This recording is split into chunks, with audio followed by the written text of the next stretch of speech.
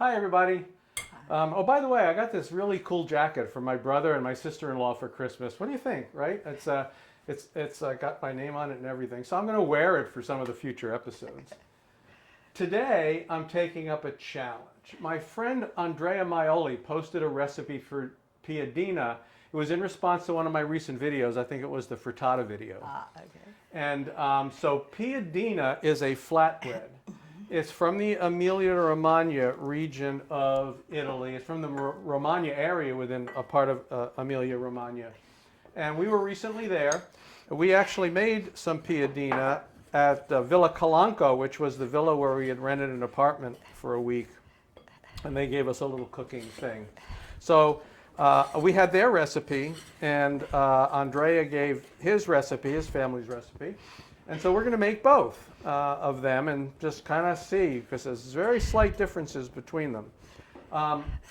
Andrea's recipe was, we cut it back, by the way. They were way too big for us to make them all full.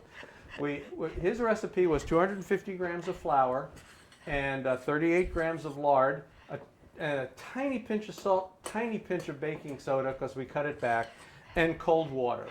And Donna's making Villa Calanco's recipe.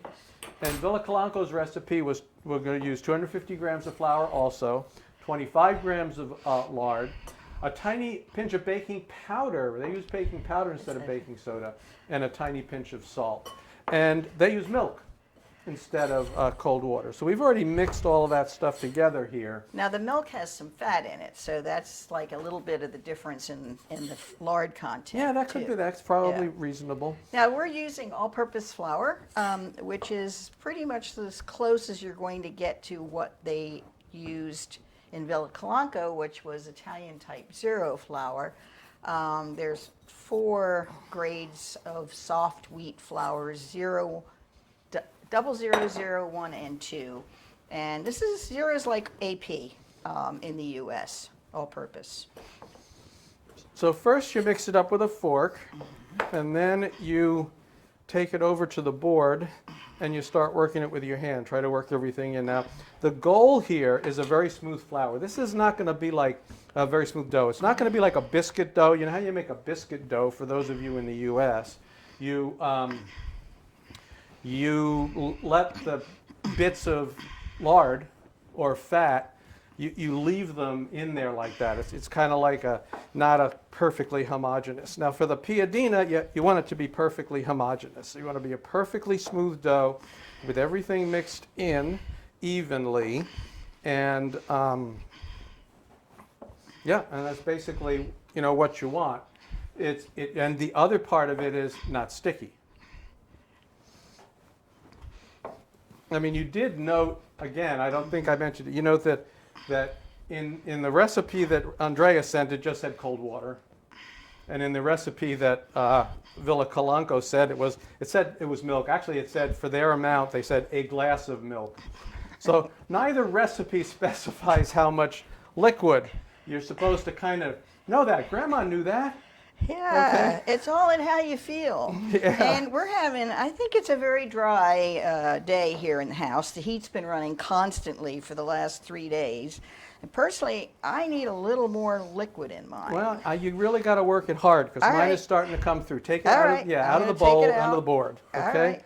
And you really got to work it with your palm, because mine, I thought the same thing when I got started. And now that I'm mixing, and the lard's warming up a little bit and getting mixed in, I'm not convinced yet. All right. So we started, though, at any rate, we started with 120 milliliters, and we're working from there, and we'll see what it's going to be like. Mine's coming together pretty well right now, and it's actually getting to the point of almost being sticky, which I didn't think at the beginning that it was going to do that. So we're going to keep working this. You don't have to watch us. We're going to keep working this, and then what's going to happen then is the dough's going to rest for 30 minutes, and we'll come back and start actually splitting it up and making the individual piadini. So we'll see you then. Okay, well, we're back. I got a couple of these cooking already. Donna's happily rolling along. You see we make them pretty thin. This is pretty hot griddle that I've got them on. It takes probably about 2 minutes a side. This one is about 2 minutes already. So yeah, they're looking nice. I'm just getting a little bit of brown on them. So they'll cook on the other side. And we'll just keep rolling them out. Now, what we got was 6 out of each of those. So for the 250 grams of flour that we started with, we got about 6 of these. And you can roll them out, you keep rolling them, but you should keep them covered, sometimes with a damp cloth, but here you go. These are traditionally served with, well, there's a lot of different ways. You can put anything you want on them, but in that particular region, the tradition is to serve them with a squacquerone cheese and mortadella and arugula. So we're going to try that. I don't actually have squacquerone cheese because that is DOP, D-O-P. It can only be made in that area. What I was able to find was something called squacquerello cheese.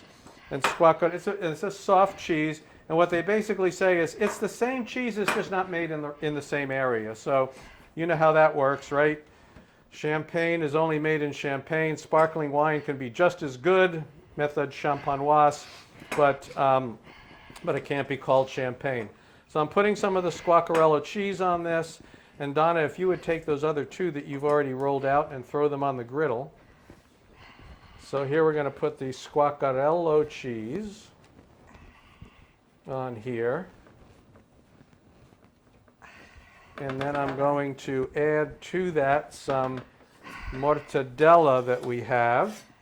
Mortadella is very famous in that part of the world also, like the cheese is. Mortadella comes from Bologna. And in fact, one of the best restaurants we ate at was a hole-in-the-wall called Mo Mortadella Lab, which is actually not, you can't even go into the place, it's just there. And you go up to the counter and you stand outside, you tell it what kind of mortadella you want and what kind of stuff you want in your sandwich, and they make you one. So I've got this one here. This is the one using the dough that my friend Andrea, his recipe. This is the Villa Calanco version. I'm going to grab this knife, and we're going to let Donna stop. We're going to let Donna stop chopping. Rolling, sorry. I cut these in half, and I cut this one in half. They're puffing. They're puffing. Yeah. Awesome. I think we got it right this time. Yeah. It takes a while for the griddle to actually get. Well, I had to play with the temperature a little bit. Okay, so here we go. You can stop rolling. There you go. This is the dough with the milk. Mm-hmm. This is the dough. No, this is the dough with the water. Okay. And the baking soda. This is the baking powder and the milk.